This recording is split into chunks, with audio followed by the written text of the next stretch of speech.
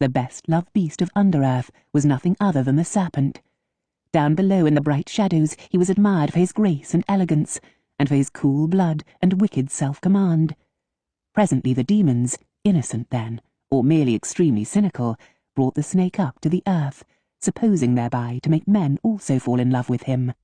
But men took against the snake, scenting his demoniacal origins, mistrusting his lack of legs and ears, his smart teeth and implacable garment.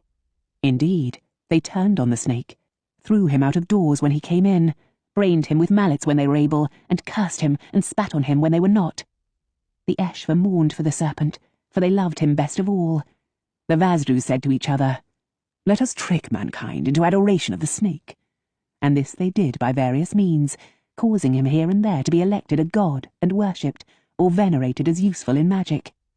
But one of the day nights in Druim Vanashta, certain Vasdru princes began to bet with each other that they could persuade men to like the snake for himself.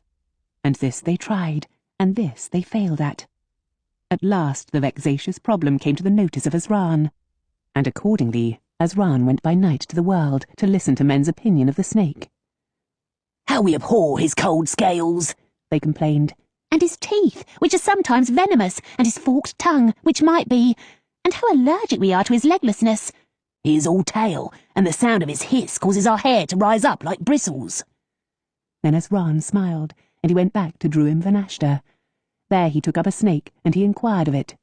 "Would it be worthwhile to you, in order to win the affection of mankind, to be a little changed?"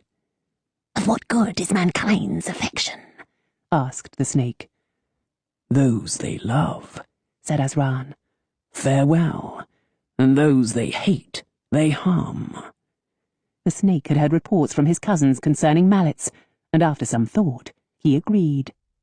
Then Azran conducted the snake to the Drin, and the Drin made for the snake particular extras, which had all to do with what men had said they disliked about him.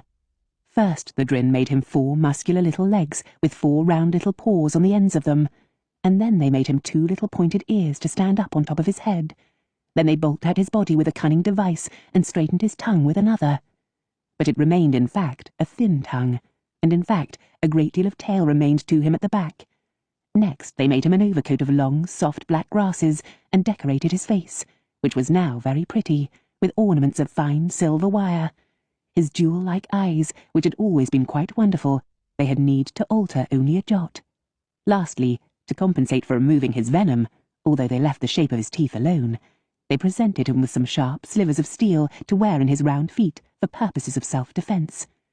When Azran beheld the result, he laughed, and ran his hand over the new animal's spine, at which all was transmuted into flesh and muscle, and the coat of grass into luxuriant velvety hair, and at the touch of Azran also the new animal made a strange sound, not a hiss, but— "My dear, you are purring," said Azran, and again he laughed.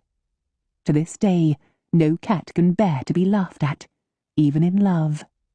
However, sure enough, the animal, legged, eared, and furry, was an enormous success on the earth.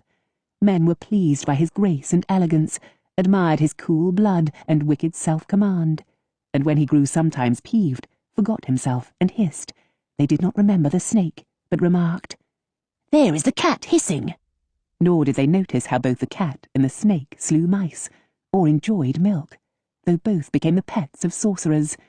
And men never would credit that if you overlooked the fur and held flat the 2 pointed ears of the cat, then, and now, you might and may see still the wedge-shaped demon head and the sharp teeth of the serpent, poised there under your hand.